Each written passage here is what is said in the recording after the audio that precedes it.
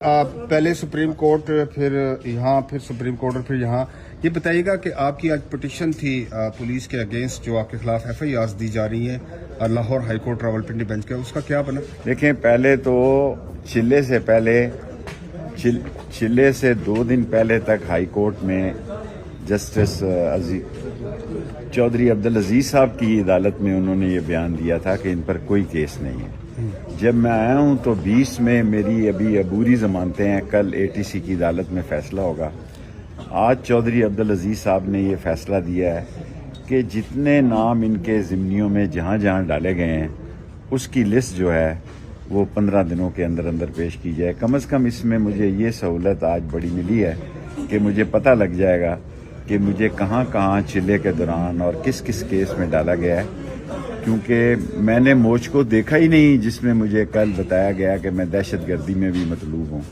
جو شخص پیدائش سے لے کے اس عمر تک کسی شہر میں بھی نہیں گیا، اس پر بھی آپ دہشت گردی کا مقدمہ کریں گے تو یہ افسوسناک بات ہے۔ شیخ صاحب، ابھی سٹیٹس کیا ہے؟ آپ تو دہشت گردی کی جو دفعات کے تحت مقدمات ہیں ان پہ عبوری ضمانت پر ہیں، کل پتہ لگ جائے گا جی۔ بنیادی ضمانتیں تو راولپنڈی شہر کی ہیں، اس میں کیا فیصلہ آتا ہے اے ٹی سی کی عدالت میں۔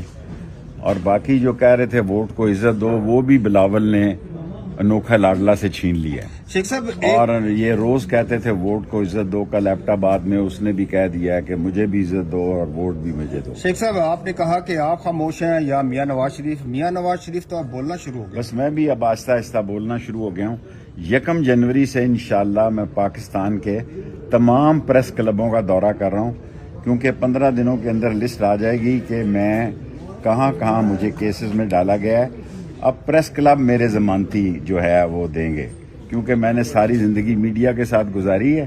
سو اب میں اسی پریس کلب میں جاؤں گا جہاں میرے پہ کیس ہوگا اور جہاں وہ ضمانتی کا انتظام ہے۔ آپ کے اگینسٹ اپوننٹ کا کہنا چھوڑو جی، اپوننٹ وہ کہہ رہے ہیں کہ آپ کو الیکشن میں کنٹیسٹ نہیں کرنے دیں گے، ایسی صورتحال ہے؟ اللہ کا فیصلہ ہے کون کنٹیسٹ کرتا ہے کون نہیں کرتا۔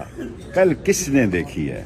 ایک دم آتا ہے دوسرا دم نہ آئے، یہ اللہ کا فیصلہ ہے۔ اگر الیکشن ہو رہے ہیں اور الیکشن تک میں باہر ہوں یا جیل میں بھی ہوں، میں نے 4 لوگوں کو اپنے اسٹامپ لکھ کر دے دیے ہیں، جس میں کھوسا صاحب بھی شامل ہیں، جس میں سردار رازق صاحب شامل ہیں، جس میں اعتزاز احسن شامل ہیں، جس میں راجہ صاحب اکرم صاحب کے بیٹے جو سلمان اکرم راجہ صاحب شامل ہیں اور سرجیل شامل ہیں۔ 5 آدمیوں کو میں نے اسٹامپ لکھ کر دے دیے ہیں، وکالت نامے میں دستخط کر دیے ہیں کہ اگر میں جیل جانے جاتا ہوں، اگر جیل سے مجھے الیکشن لڑنا پڑتا ہے تو وہ میرے اٹارنی ہوں۔